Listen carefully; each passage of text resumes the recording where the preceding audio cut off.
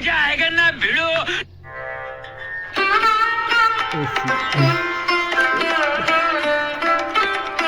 हे सरस्वती माता, आज हाम्रो एससी को रिजल्ट आउँदैछ। हाम्रो रक्षा गर्नुहोस् माता, हाम्रो रक्षा गर्नुहोस्। हामीले एक्जाममा धेरै नै मेहनत गरेर चिट चोरेको छौं माता, त्यसैले हामीलाई पास गरिदिनुहोस्। हामीलाई A+, B+ केही चाहिन्न माता, पास गरिदिए पुग्छ। हामीले तपाईको लागि 2 केजी लड्डु, 4 प्लेट पानीपुरी, 100 को चटपटे अनि 1 जम्बो कोक पनि लिएको छौं माता। प्लिज हामीलाई जसरी नै पास गरिदिनुहोस्। ओइ ठगहरू, सरस्वती माताले कहिलेदेखि पानीपुरी र चटपटे खान थाल्नु भयो? भगवानलाई चुरा लाउँछस्? त मोटी चुप लागेर बस है, धेरै नबोल। सधैँभरि लड्डु र फलफुल मात्र खाएर भगवानलाई दिक्क लाग्दैन? त सधैँ लड्डु खाएर बस्न सक्छस्? भयो भयो, तेरो ज्ञान नपेल। त्यो पानीपुरी र चटपटे कसको पेटमा जान्छ राम्रोसँग थाहा छ हामीलाई। अच्छा, जसको पेटमा गए नि तिमीहरूको पेटमा चाहिँ जान दिन्न, बुझिस्? नदे त नदे, हामीलाई खानु नि छैन तेरो कुहिएको चटपटे। त्यस्तो नभन्न यार, भोक लागिरहेछ के मलाई। मलाई चाहिँ कति भोक लाग्छ हौ? अघि 1 घण्टा अगाडि खाएको होइन 2 प्लेट मोमो? त्यही त भन्दैछु नि, मोमो खाएको 1 घण्टा भइसक्यो। मलाई त हरेक आधी घण्टामा केही न केही खानुपर्छ, नत्र हात काम्न थाल्छ। त्यसो भए ला मेरो मासु खा, खान्छस्? यस्तो काँचो मासु कसरी खानु? पकाएर दिन अनि खान्छु। ओइ केटीहरू, तिमीहरूलाई डर लागेको छैन? रिजल्ट आउन लाग्यो त। यो पढन्दासहरूलाई के को डर? यिनीहरूले त सपनामा पनि पढेकै देख्छ होला। तेरो बाउले भन्छ डर त हामीलाई पो छ त। ओइ मोटी सुन न, तेरो A+ आयो भने अलिकति तेरो जिपिए मलाई सापटी देन ल। म 11 क्लासमा फिर्ता गर्छु, मम्मी कसम। ल यो त रिजल्ट नहेरी नै बौलाइ सकेछ। एकछिन पर्खिन केटा, रिजल्ट आउन दे, त्यसपछि बौलाउनु। हेलो हेलो बाबु, कस्तो भयो रिजल्ट? कति आयो जीपीए? रिजल्ट हेरेको छैन अङ्कल, टाइम भएको छैन। 1 मिनेट, तपाईँ चाहिँ को बोल्नु भएको नि? मलाई चिनेनौ तिमीले? म तिम्रो बाबाको, दिदीको, फुपूको, दाजुको, सालीको, भेनाको, मम्मीको, छोराको, परको आफन्त के? कस्तो नचिनेको? या तलाई यो रिजल्टको बेला आफन्तहरू कहाँबाट प्रकट हुन्छन् यार?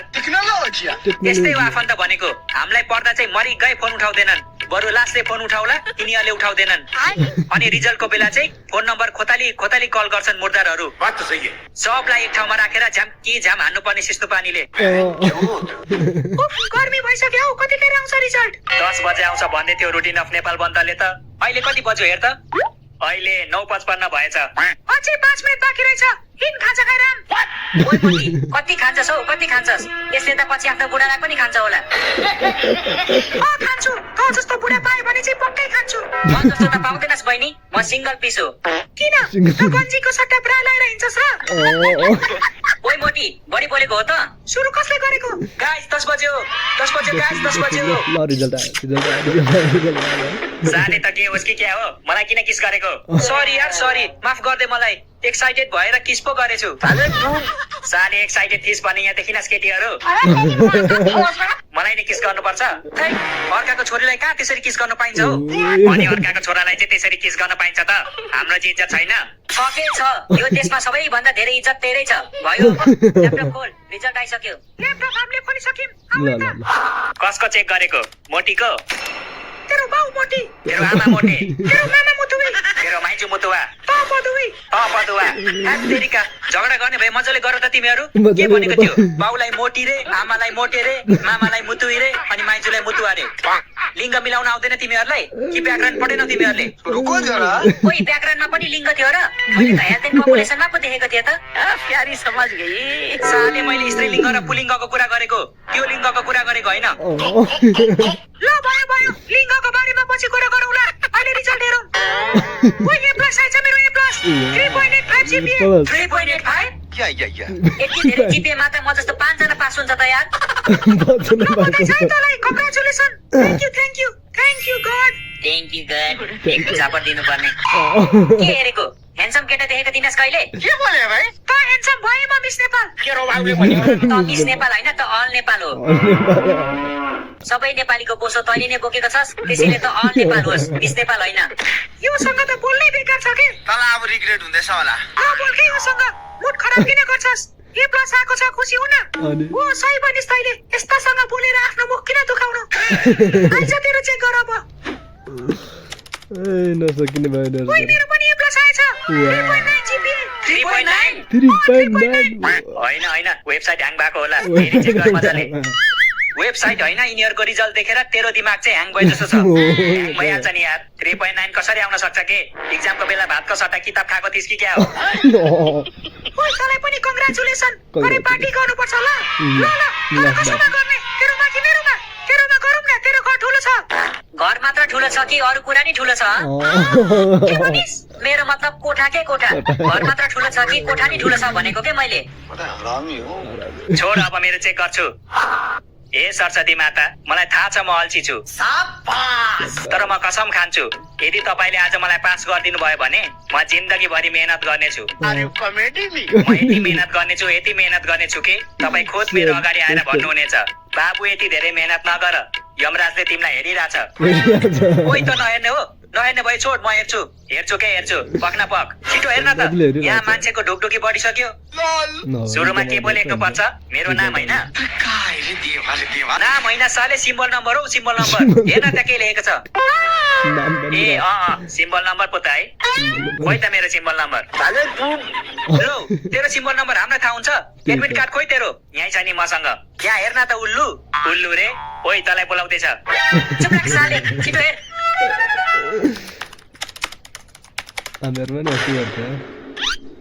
के भो किन ल्यापटप बन्द गरेको के आयो मेरो त प्लस आएछ यार साले कुन प्लस त A plus B plus C plus कि डी प्लस गेस गर त कुन आयो होला थाहा छैन मलाई छिटो भन्न के आयो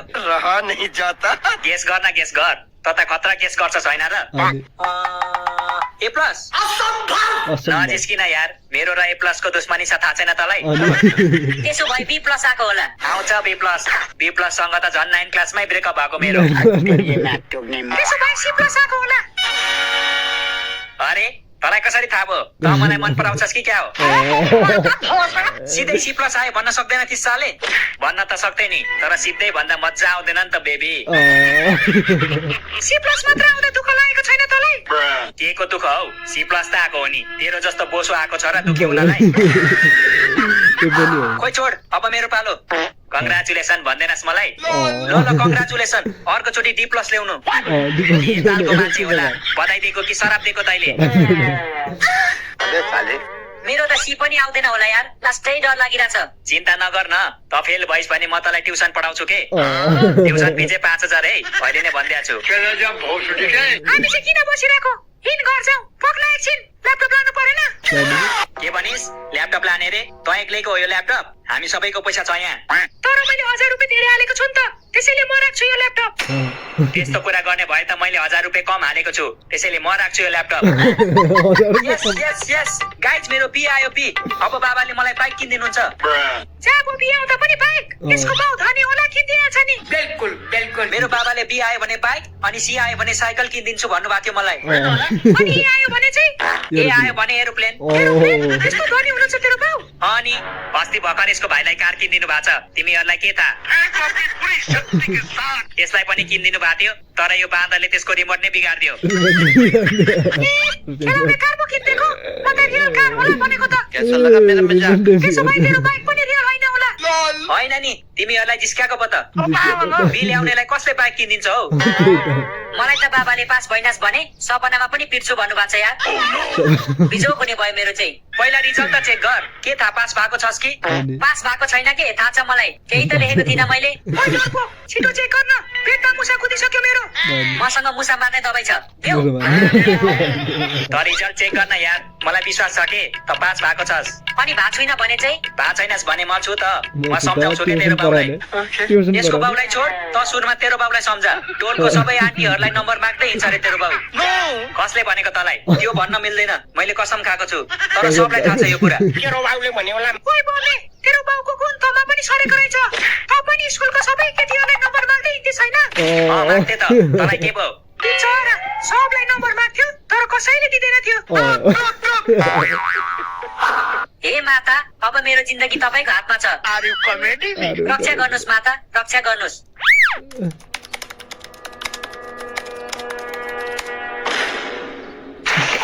ओइ के भयो यसलाई साँच्ची के फेल भयो कि क्या हो मलाई थाहा थियो रिजल्ट हेरेर यो ढल्छ भनेर खत्रै फेल भएछ बिचरा रुको जरा सबर करो गाइज यहाँ हेर त के भयो डी प्लस नै आएन कि क्या हो आइज न हेर ए यसको ए प्लस कसरी आउन सक्छ बाबुरावको स्टाइलले ए प्लस छोड जिपिए हेर 3.95 छ भेन्चोद कपी चेक गर्नेले झ्यापमा चेक गरेको थियो कि क्या हो सक्दैन बहिनी दिमागले केस गर्छु यो कम्प्युटरलाई कम्प्युटर भन्नेको कसरी प्लेस आउन सक्छ होइन होइन केही त गडबड छ यसले हामीलाई पक्कै उल्लु बनायो क्लासमा केही नजान्ने नाटक गरेर घरमा रातभरि पढ्थ्यो होला त्यही भएर त क्लासमा निदाउँथ्यो नि यो अनि हामीलाई चाहिँ रातभरि गेम खेल्दै बसेको भन्थ्यो होइन सालेले गाइस आजको पार्टी मेरो तर्फबाट है भन के खाने तिमीहरू साले म तेरो 2टा अन्डा खान्छु बुझिस हामीलाई उल्लु बनाउँछस् तिमीहरू चाहिँ के हेरिरहेको नि ठोक न यसलाई